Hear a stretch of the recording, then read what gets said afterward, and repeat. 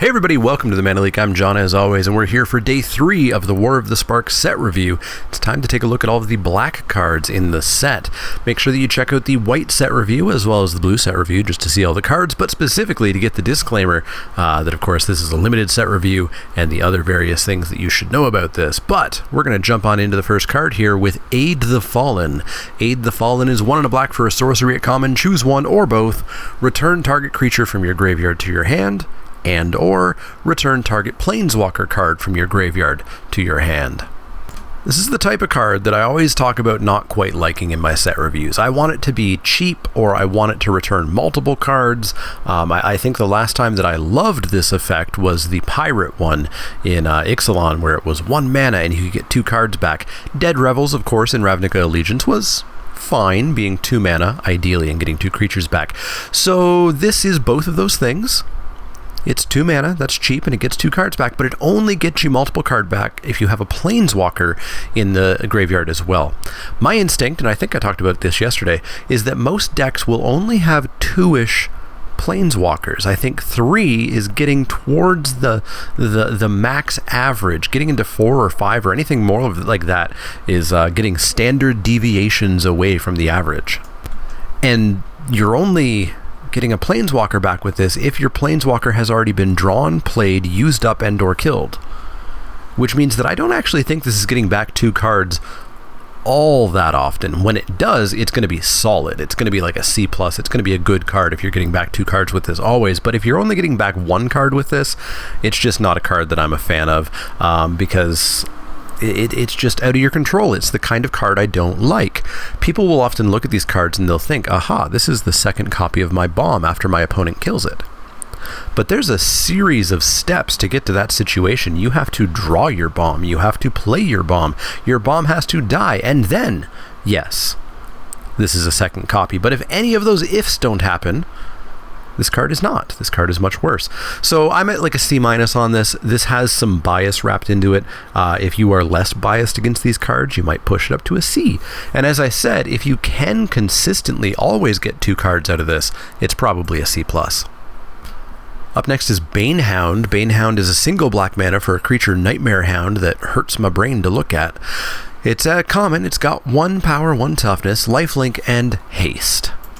Absolutely no thanks. People really love their 1/1s for 1 that have words on them. A 1/1 for 1 is a hard sell unless it's got something very good going on. I'm talking like Stromkirk Noble. That's a 1-drop that I want to play because it doesn't stay a 1/1 for very long. Lifelink is not good enough, nor is haste. There are no auras for you to throw onto this. The only way you're going to do it is with counters, and you're just asking for a blowout there. It's way too much work to make this card playable. It's bad. It's an F. You should never ever play Bane Hound.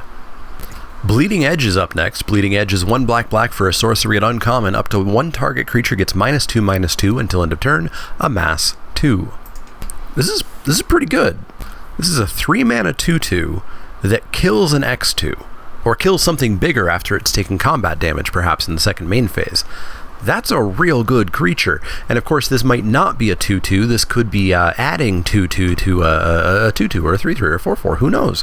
This card just seems good. It seems like a decently high pick. Of course, naturally only killing an X2. It's not like snap first pick or anything. It's not premium removal. But you know, we frequently play -2/-2 very happily. So I think this is just a solid card, just a strong B- for Bleeding Edge. Bolas's Citadel is up next. Bolas's Citadel is 3 black for a legendary artifact at rare. You may look at the top card of your library anytime. You may play the top card of your library. If you cast a spell this way, pay life equal to its converted mana cost rather than pay its mana cost. Tap, sacrifice 10 non-land permanents. Each opponent loses 10 life. This is super cool, and I'm not 100% sold on it for limited. I'm like 75% sold on it. The casting cost is rough. There's no doubt about that. It's going to be a little tricky to make sure that you're casting this unless you are heavy black. Once you get it down, though, it's sort of like Experimental Frenzy, but only if you have life to spare. And how much life do you have to spare? Turn 6 or later? Well, I'm not 100% sold there, and we're actually going to talk about this exact same problem with another card relatively shortly. If you can ramp up to 10 permanents, though, hopefully you can just kill your opponent in one activation. Sack 10 permanents, your opponent's at 10 or less, boom, they're dead. So ultimately, I don't know about this. I'm 100% going to try it, because I think this could be anything from like an A- to like a D, and I'm not 100% sure. You know, life is a resource. Life is a resource to use, but life equal to your CMC is a risky proposition. We know that from Dark Confidant and Dark Confidant-esque creatures of old. At least here you get to choose, I suppose. So let's go with a B-. I'm 75% sold on this. I'm going to try it the first time I get a chance, but I think it could go either way. Constructed, I think this has some fun stuff that could happen. Up next is Bond of Revival. Bond of Revival is 4 and a black for a sorcery at uncommon. Return target creature card from your graveyard to the battlefield. It gains haste until end of turn. This isn't too shabby. Like I talked about with Aid the Fallen, I don't really like using spells to get a creature back to my hand, but I do like using a spell to get a creature back to the battlefield. And adding haste for the same cost that we've seen this effect before is pretty nice. I think this generally is always playable in black around like the C+ range. It might actually just be a strong C. You do of course have to have drawn, played, and lost something relevant, which can hurt, like I talked about with Aid the Fallen. So let's be a little bit cautious here and just say a strong C for Bond of Revival. Charity Extractor is up next. Charity Extractor is 3 and a black for a creature human knight at common. It's a 1/5 lifelinker. Yeah, no. Up next, no, we'll talk about it briefly. A 1/5 for 4 mana just is not impactful. You're really going to need to be getting counters on this for it to do anything. And yes, counters are kind of a strong theme in this set, but think of them as auras. You still have a chance to get blown out by putting all your eggs in one basket, and we'll have to see how that goes, especially when the removal in this set does seem relatively decent. So I don't know that I really want to fill this thing up with counters and try to proliferate on it and play other cards to try to make this big and then have it get killed by a 3-mana spell or something. So I'm not really sold on Charity Extractor. I actually have it an F. I don't think it's good enough. So F for Charity Extractor. Up next is Command the Dread Horde. Command the Dread Horde is 4 black for a sorcery at rare. Choose any number of target creature and or planeswalker cards in space graveyards, not yours, all graveyards. Command the Dread Horde deals damage to you equal to the total CMC of those cards. Put them onto the battlefield under your control. So this, of course, is the next card that I wanted to talk about, similar to Bolas's Citadel, where the card sounds amazing, but you need a lot of life to spare for this to really be good. Like getting a pair of 4-drops, which sounds decent. Doesn't sound broken, but it sounds pretty decent. Costs you 8 life on turn 6 or later, whenever you get around to casting that. And 8 life that late in the game is typically a lot of life to just up and lose. And if you want to get like even 1 6-drop is 6 life spent. So the real problem here is that you're not breaking this. You're not returning. This isn't living death. You're not returning everything you possibly can, because you'll just die to it. So I super don't know where to rate this card. I have to see it played because I think it's an F or a B+ or a C+. I don't know where this is going to go because I just don't know how reliably you're going to have the life to truly take advantage of this to the level that I would want a 6-mana spell to do. So let's split the difference and go with a C+, and I reserve the right to say that I was right about this card when it was actually an F or when it was actually a B+. So C+ for Command the Dread Horde.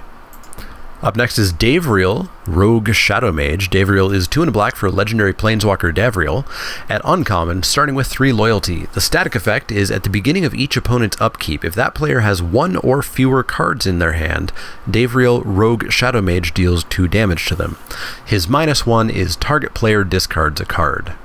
So we haven't actually seen this before, but this is a slightly different uncommon walker where the minus is -1, meaning that they can actually kill themselves off by using their ability for the 3rd or 5th or whatever time.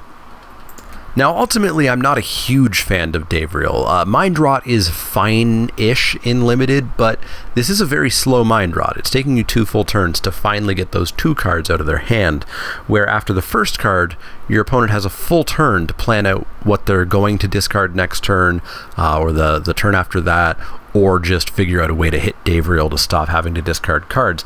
Also, once this is ticked down to 1, your opponent can likely just sandbag lands to not get hit by the damage, and if you make them discard, then Davereal dies, which means the static effect isn't there anymore. So I feel like Davereal is going to require some real specific cards to be useful and limited to any real extent. I'm going to start a little bit down on him at a C-. I don't hate the ability. I just think it gives your opponent way too much agency on how the game works out, because they now know your plan, and they really get to shape their hand and shape their plan around yours. So C- for Davereal. I don't dislike him. I just think he's a slight bit too narrow for me to instantly pick and include this all the time. C- for Davereal, Rogue, Shadow Mage. Up next is Davereal's Shadow Fugue. Davereal's Shadow Fugue is 3 and a black for a sorcery at common. Target player discards 2 cards and loses 2 life. So speaking of Mind Rot, here's Mind Rot plus. You pay an extra mana, you deal 2 damage, or technically they lose 2 life. That basically means that this is always playable in Sealed, as Mind Rot always is, and in Draft you'll play it now and then when you just kind of need a 23rd card. Works with Davereal, obviously, as most of these Planeswalkers cards do. They somehow work with the static ability usually, but again, it doesn't take long for your opponent to just start playing around it again. So C- for Davereal Shadow Fugue. It's a little bit better in Sealed just because it's slower. Your opponent has more bombs because they have access to 7 Planeswalkers and 6 rares at a minimum, so it's slightly better in Sealed. I would always play it the first copy. Draft, I gotta be convinced a little bit to play it. So C- for Davereal Shadow Fugue. Up next is Deliver Unto Evil with incredible Seb McKinnon art. Deliver Unto Evil is 2 and a black for a sorcery at rare. Choose up to 4 target cards in your graveyard. If you control a Bolas Planeswalker, you won't, return those cards to your hand. Otherwise, this is what you're going to actually do. An opponent chooses 2 of them. Leave the chosen cards in your graveyard and put the rest into your hand. Exile Deliver Unto Evil, so you can't recur these. You're not controlling a Bolas Planeswalker, you're just not. Getting a specific mythic and this specific rare, not happening. So this is return the 2 worst of your 4 best cards from your graveyard to your hand. I don't know how often I have 4 great cards where I'd be happy getting the 2 worst back. In general, in Limited, people often overestimate how quickly their graveyards fill up. They fill up in a game of Limited, absolutely, but I think Undergrowth might have helped people realize this a little bit, that you don't just always have a stock full graveyard. If you do, it's probably because things are going real bad for you. So I just think this whiffs way too much to be playable, so I'm very out on this card. I'm going to start it at a D-, and that's just me being cautious so people won't yell at me for giving it an F. D- for Deliver Unto Evil. Dread Horde Invasion is up next. Dread Horde Invasion is 1 and a black for an enchantment. Haven't said those words really much. At rare, at the beginning of your upkeep, you lose 1 life and amass 1. Whenever a zombie token you control with power 6 or greater attacks, it gains lifelink until end of turn. So this feels backbreaking if it comes down early. If you have any other amass to get your army up to 6 just a little bit more quickly, it's going to be very rough to deal with. Now, if your opponent kills your army, it's going to take some time to rebuild it, and you'll be losing life while that happens. You know, you get up to a 6/6, you're feeling good, your opponent bounces it and it's dead, and then you're back to a 1/1 and losing a life, and that feels bad, and a 2/2 and losing a life, and that still feels kind of bad, and a 3/3 and you've lost another life, and that still feels bad, but at least you're getting a threat, but that's 3 full turns. So, this is an interesting card.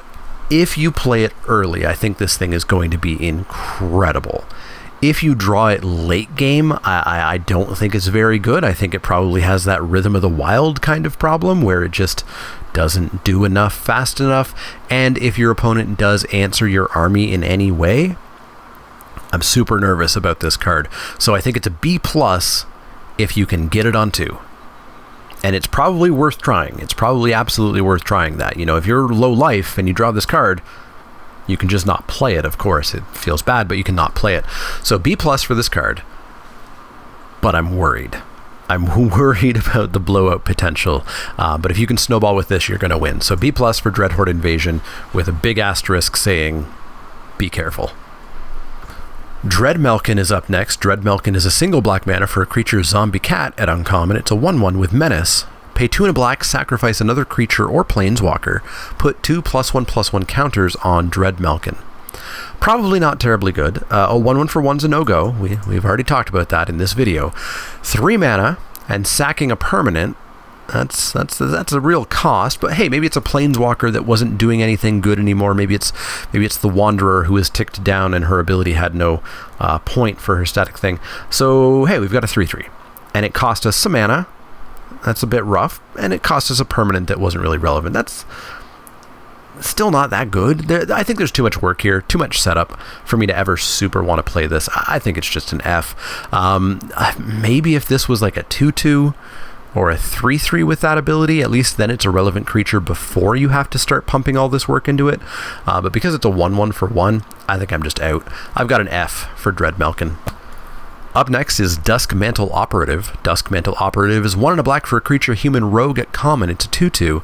Dusk Mantle Operative can't be blocked by creatures with power 4 or greater. It's kind of the reverse of the effect that we usually see of not being able to be blocked by 2 or less. Filler, and weak filler at that. Sure, it can't be blocked by big things, but think this through. Think this through. If your opponent only has 4 power and greater creatures, and your game plan is to get a 2/2 in, you might be in trouble. So I don't think this card's very good. I think it's fine filler. It's a C. You'll play it if you have a spot for it, and you'll cut it if you don't. But I think the ideal plan for this isn't a great plan. So C for Dusk Mantle Operative. The Elder Spell is up next. The Elder Spell is black for a sorcery at rare. Destroy any number of target planeswalkers. Just kill them for 2 mana. You want to kill 6 planeswalkers, you kill 6 planeswalkers. Choose a planeswalker you control. Put 2 loyalty counters on it for each planeswalker destroyed this way. This is going to be amazing in the sideboard against Super Friends decks that I'm sure are going to exist in this standard format. But yeah, like I said, I think the average deck in Limited is going to have 2, maybe 3 planeswalkers. I think anything beyond that is getting a little bit pie in the sky, and just because you have 2 or 3 doesn't mean that you're always getting them on the battlefield together. So realistically, this is black, kill your opponent's only planeswalker that's on the board. And if you have a planeswalker, put 2 counters on it. That's still probably maybe fine. I think it really depends on how often people are playing those uncommon walkers and how powerful they are. This is obviously very, very, very good if your opponent has the rare planeswalkers or, yikes, the mythic planeswalkers. But if they just have uncommons, I don't know. I don't know how good this is, because a lot of the uncommon walkers are basically 50% done their job the turn they come down. So it's not even like you're really getting them. So I don't know. I'm not 100% sold on the Elder Spell, and it could be my correct interpretation of the format or my misinterpretation of the format, and we'll kind of have to see. So I'm going to put this optimistically, I guess, at a B. You know, I think it's always going to have a target. I think the question is the target good? So let's go for an optimistic B of the Elder Spell. I know I talked it down a lot, and yeah. We'll have to see. This is going to be the key thing that I'm looking forward to, is what is the average number of planeswalkers per deck. But let's go with a B for the Elder Spell. Up next is Eternal Taskmaster. Eternal Taskmaster is 1 and a black for a creature zombie at uncommon. It's a 2/3. Eternal Taskmaster enters the battlefield tapped. Whenever Eternal Taskmaster attacks, you may pay 2 and a black. If you do, return target creature card from your graveyard to your hand. Entering tapped is not really a big deal. You don't really expect your 2-drop to be doing that much blocking the turn it comes down. Getting to pay 3 on attack to bring a creature back to hand?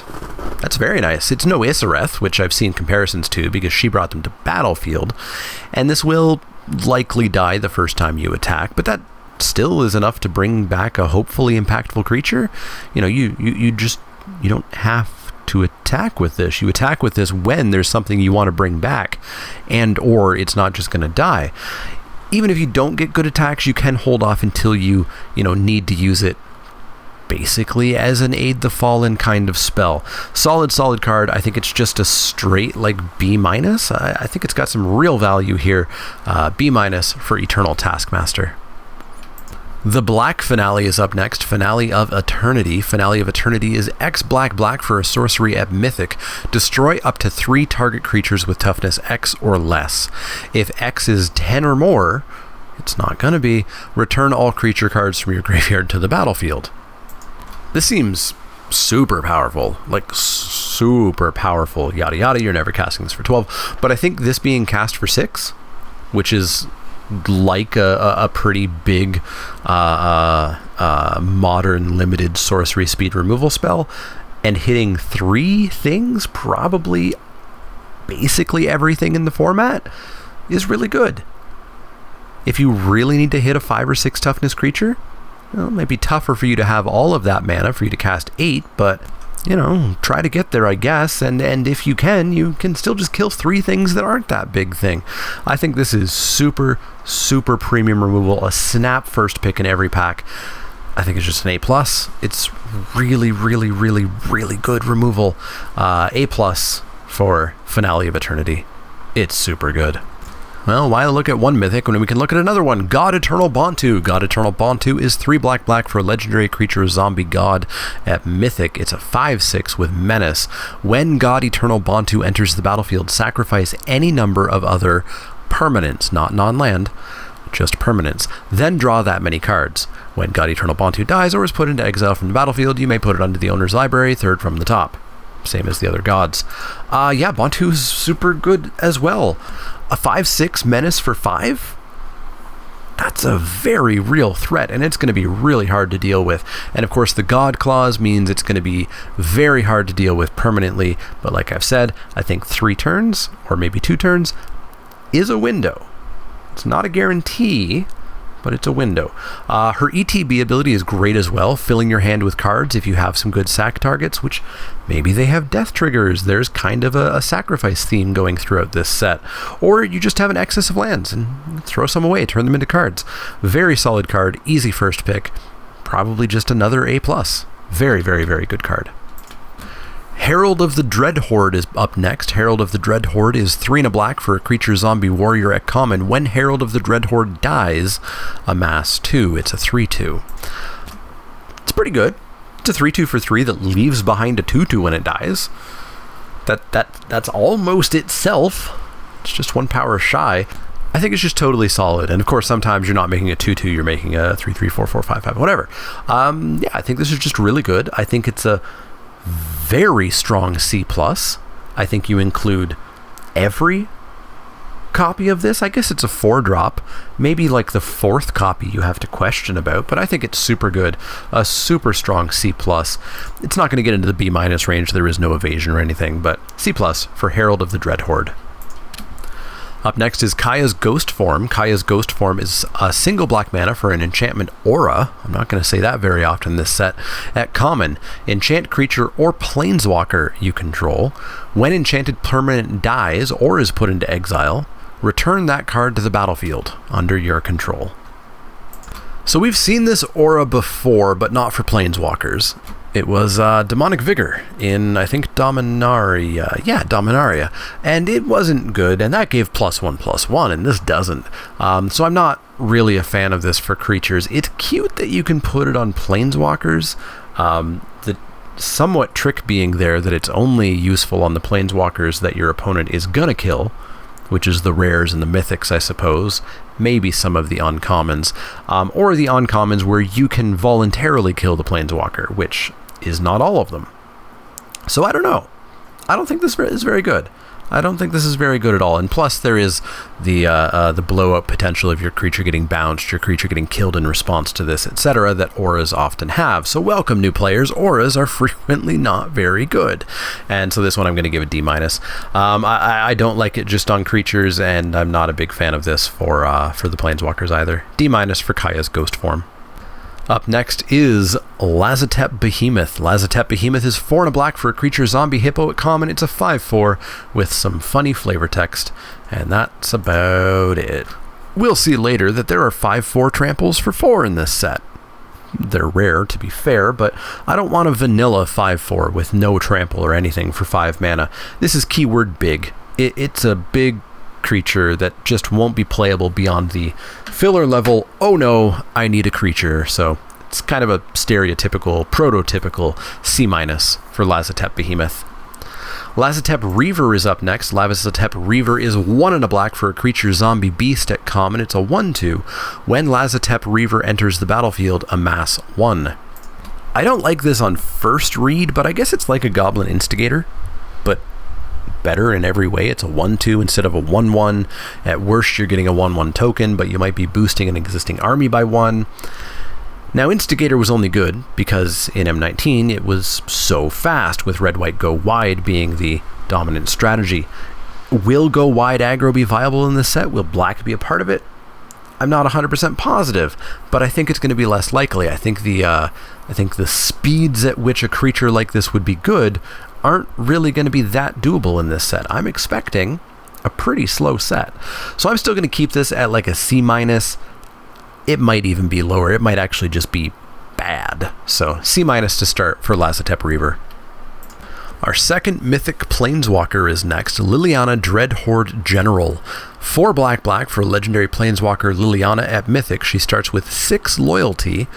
Her static ability is whenever a creature you control dies, draw a card. Her +1 is create a 2/2 black zombie creature token. Her -4 is each player sacrifices 2 creatures, which, remember, means that you also draw 2 cards because of the static ability.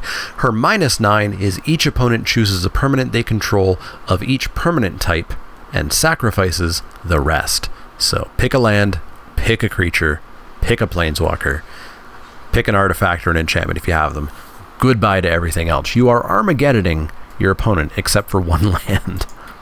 Liliana is just great. 6 mana for 6 loyalty is awesome. That's the Planeswalker vanilla test that nobody has really picked up, but I continue to claim as a thing. So that's a good bit of damage sponging and survivability right there.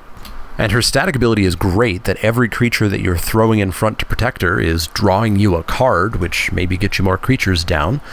Her +1 defends herself. You don't even have to minus to defend herself, and there you go. There's a creature. There's a 2/2 that might die protecting Liliana, drawing you a card. And next turn you get to do it again.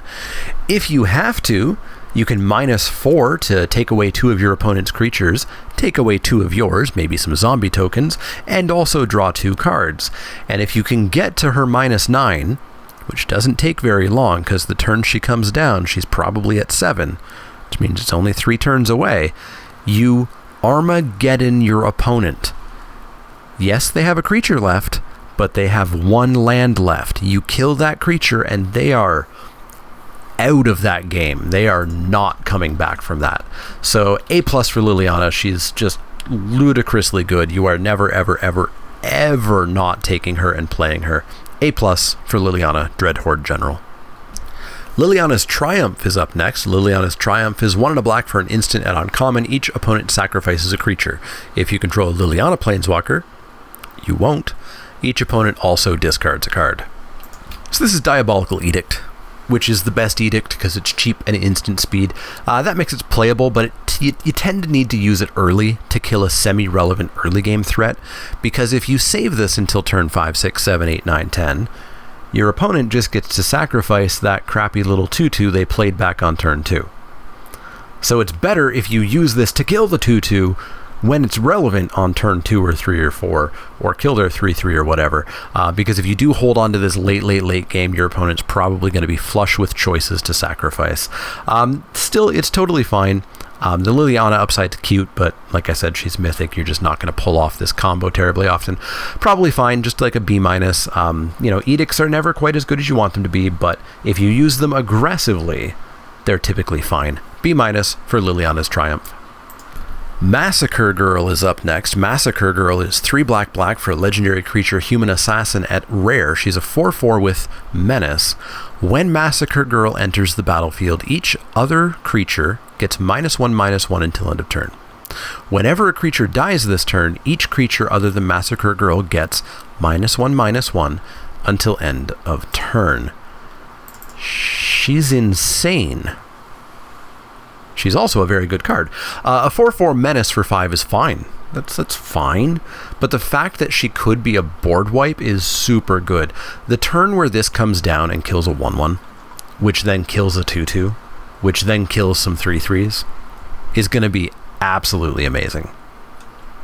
Just the cascading triggers on this, it's... I mean, I'd have to look at the math and I'd have to see how it plays out, but I feel like it's going to be relatively rare where she doesn't just like kill a board every time she comes down, and surprise, you have a 4/4 Menace left over, which is going to be very hard for your opponent to block for the next few turns. I think she's a slam dunk A+. I want her in every draft. It would be a crime if I didn't get to play this card at least once. A+ for Massacre Girl. Ob Nixilis, the Hate Twisted, is up next. Ob Nixilis, the Hate Twisted, is 3 black for legendary planeswalker Nixilis at uncommon. He starts with 5 loyalty. Whenever an opponent draws a card, Ob Nixilis, the Hate Twisted, deals 1 damage to that player. -2, destroy target creature. Its controller draws 2 cards. So dealing probably 1 damage a turn is fine. Like, I don't want to pay 5 mana for that enchantment. No real interest there. Now, for 5 mana and I get a couple of kill spells, that's not awful. I do give my opponent 2 cards each time, which means they take 2 damage. I'm not a huge fan. I think I'd play Ob Nixilis, but I'm not using that -2 very often. I'm using it when there is something I can't handle on the other side of the board. If I can even remotely handle whatever's over there, I'm not giving my opponent 2 cards. So I think this is fine. I think it's main deckable. I think it's a C. But I think it is an enchantment that says deal 1 damage a turn and occasionally deal with something really super scary. So I think like a C, maybe even a C+ for Ob Nixilis. Let's go optimistic here. C+ for Ob Nixilis, the Hate Twisted. Much more than a C+ is Ob Nixilis' Cruelty. Ob Nyxs Cruelty is 2 and a black for an instant at common. Target creature gets -5/-5 until end of turn. If that creature would die this turn, exile it instead. This is insane. This is super good. This is the Oblivion Strike of the format. This is the common black card that I'm going to open in Crack-a-Packs, and it's going to ruin the Crack-a-Pack video because it's the obvious pick. The rare's not going to be very good, and there's no other bomb, and this is just so good. It's going to be the first pick in a lot of packs. It kills a massive amount of the format. It even stops the on death triggers that are kicking around, especially the amass on death triggers. And it's instant, and it's 3 mana. This card is great premium removal. Very strong first pickable card. Play every single copy you can get. It's just an A. A for Ob Nixilis' Cruelty. Up next is Price of Betrayal. Price of Betrayal is a single black mana for a sorcery at uncommon. Remove up to 5 counters from target artifact, creature, planeswalker, or opponent.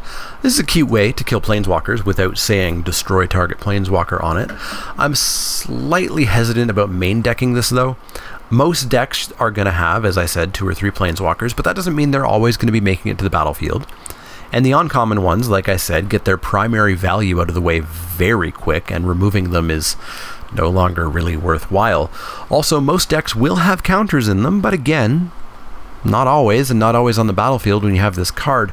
So I think I'd rather keep this in the sideboard and bring it in when it's good, which is going to be in an amount of time, and it's going to be very good those amount of times.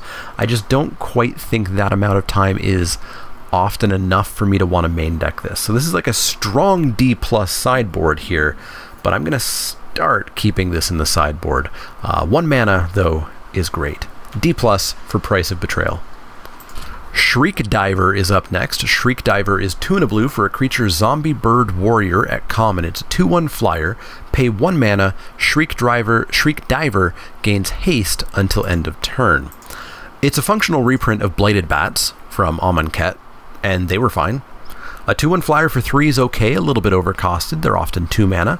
Later in the game, though, coming down for 4 with haste, that's a nice couple of points of damage out of nowhere, and hopefully more. All in all, I generally play this in every black deck, but it is a low pick. It's like a C+, but barely. Weak C+ for Shriek Diver.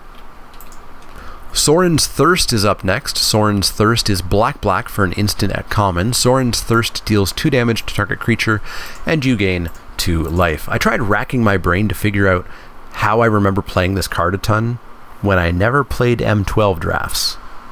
And I figured it out. This card's Pharika's Cure. Pharika's Cure in Theros was exactly this card. This is just solid. It's a hard to cast shock, and a hard to cast shock is totally fine. I think we've seen that enough recently with expensive 2 damage spells.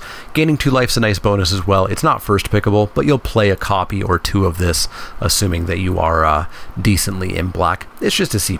It's a totally fine bit of small removal. C+ for Sorin's Thirst. Spark Harvest is up next. Spark Harvest is a single black mana for a sorcery at common. As an additional cost to cast this spell, sacrifice a creature or pay 3 black. Destroy target creature or planeswalker. So this is 5 mana kill a creature. Sorcery speed, but still, absolutely. And if I want to, it's 1 mana and sack a creature, which is Bone Splinters. And I play Bone Splinters. I play Bone Splinters a little bit more often than most people. And maybe I get to kill a relevant walker instead of killing a creature. Absolutely golden. This is premium-ish removal, just shy of an A- because it is 5 mana. Sacking a creature is a lot. It is sorcery speed, so it's just shy of that A-, but it does get a B+. This is going to be the first pick in some weaker-ish packs, but not even a bad pack. You might still first pick this. B+ for Spark Harvest. Up next is Spark Reaper. Spark Reaper is 2 and a black for a creature zombie at common. It's a 2/3. You can pay 3 generic mana and sacrifice a creature or planeswalker to gain 1 life and draw a card. 3 is a very expensive sack outlet, so this isn't going to be running your Aristocrat's Dream deck or anything. Getting to get a card or life and life out of dying creatures or irrelevant walkers is nice enough, but this is a very low pick and probably not even often an include. I'm just not sure there's really a deck for this guy, so I'm going to start him out at C-. Play if you really need a creature or if you want to try for some expensive Aristocrats value, but 3 mana is just a huge ask for a sack outlet, so C- for Spark Reaper. Tithebreaker Giant is next. Tithebreaker Giant is 5 and a black for a creature giant warrior at common. It's a 4/5. When Tithebreaker Giant enters the battlefield, you draw a card and you lose 1 life. This is not Blade Juggler. 6 mana. 6 mana for draw a card and lose a life. You get a 4/5 out of it, but a 4/5's not really one I want to be paying 6 mana for. I'll play 5 mana for that, for like a Thornhide Wolves, maybe in a core set. But this sure ain't a core set, so I just don't think there's a place for a card that costs this much mana and doesn't really do quite enough. I think this is like a C-. I just don't think I ever really want to play this. If this was 5, I think I'd somewhat strongly consider it, but at 6, I think it's an easy, hard C-. Cut it a lot of the time. Toll of the Invasion is up next. Toll of the Invasion is 2 and a black for a sorcery at common. Target opponent reveals their hand. You choose a non-land card from it. That player discards that card. Amass 1. I'm never really interested in this. I don't like Drill Bit, Duress, Thoughtseize, yada yada yada in Limited. This does hit non-land, which is the best version. You're not going to miss with this unless you just hit an opponent with nothing but lands. Getting a 1/1 for 3 with this effect still isn't that great. I think I sideboard this in if I feel like there's a threat that I can't deal with, just like I always say for Drill Bit or whatever, but I never want to main deck this. D- for Toll of the Invasion. Unlikely Aid is up next. Unlikely Aid is 1 and a black for Gideon riding Rakdos. It's an instant at common. Target creature gets +2/+0 and gains indestructible until end of turn. This is a decent combat trick. I love +X/+0 and First Strike, and I guess this is just better than that. Your creature's gonna live through combat. Barring, some sort of response to this combat trick, it's gonna make it through. And, you also have the added versatility of being able to use this outside of combat in response to any sort of destruction removal to save your creature. I think this is just a totally fine card. It's not a high pick, but I think this is like a always play one in every black deck, and the second might not be bad. It's still sort of a combat trick / reactionary spell, so I'm going to keep it at a C+, but I think it's a C+ that I really like. Vampire Opportunist is up next. Vampire Opportunist is 1 and a black for a creature vampire at common. It's a 2/1, so it's a piker. Pay 6 and a black. Each opponent loses 2 life, and you gain 2 life. I guess I like mana sinks. I like my mana sinks to cost a little bit less than 7 mana, and I'd strongly prefer if my 7 mana did something more than shock an opponent and gain me 2 life, so I'm not really sold on this. I think it's still probably a C-. It's a piker. Sometimes you just have to play a 2/1 for 2. And hey, who knows? Maybe you get to the late game. Maybe you've got 7 mana. Who knows? Maybe you've got 14 and you can do this twice, but you won't. Yeah, this is a C- at best. Try not to play this. You're just not taking advantage of that mana sink that much. Our second last card for black is Vizier of the Scorpion. Vizier of the Scorpion is 2 and a black for a creature zombie wizard at uncommon. It's a 1/1. When Vizier of the Scorpion enters the battlefield, amass 1. Zombie tokens you control have Death Touch? That's not very good. That's not very good, because remember, unless you have Oketra or Liliana, you're not making zombie token Z. You're making 1 zombie army until it dies, and then you will make another zombie army to replace it. And having a 3/3, 4/4, 5/5, 9/9 with Death Touch doesn't really matter, unless you're also giving it trample, I guess. This would be amazing if there was support for it for zombie tokens go wide, because then you would have a wall of Death Touchers. So I actually don't really care for Vizier of the Scorpion. I like the other zombie token lords that we have. We saw one in blue, we'll see one in blue-black, much more than this one. This one is just a 1/1 for 3 mana, so it's also very easy to kill. I don't think it's very good. I don't think it's very good. I've actually got it like a D-. I just think it's expensive and doesn't do much. I don't like it. D- for Vizier of the Scorpion. Maybe I'm wrong, but flying is a great thing to give your token. Hexproof is a great thing to give your token. We have seen and will see both of those effects. This is in black. Give your army menace or something. That would be amazing. But Death Touch, no. D- for Vizier of the Scorpion. Our final card for black is Vraska's Finisher, which, I don't know, I guess she probably does like an RKO or something. Vraska's Finisher is 2 and a black for a creature Gorgon Assassin at common. It's a 3/2. When Vraska's Finisher enters the battlefield, destroy target creature or planeswalker an opponent controls that was dealt damage this turn. So this effect we see a lot, and it always reads better than it actually is in practice. Fathom Fleet Cutthroat is a recent example. It reads good. This is going to kill something. Except the scenarios where it actually successfully kills something is pretty low. You just can't easily guarantee what or if this is actually going to kill something. The addition of Planeswalker is cute, because in that situation you'll get something maybe because you either hit the walker or your opponent puts something in front of it and that'll die, but I'm still not sold. This is probably just a C. It is a 3/2 for 3, and that's okay, but I don't think it's going to go up to a C+. The effect just reads way better than it ever is in practice, so C for Vraska's Finisher. So that's going to wrap it up for black, and black looks good. How many A+ did I give? 3? 3 A+?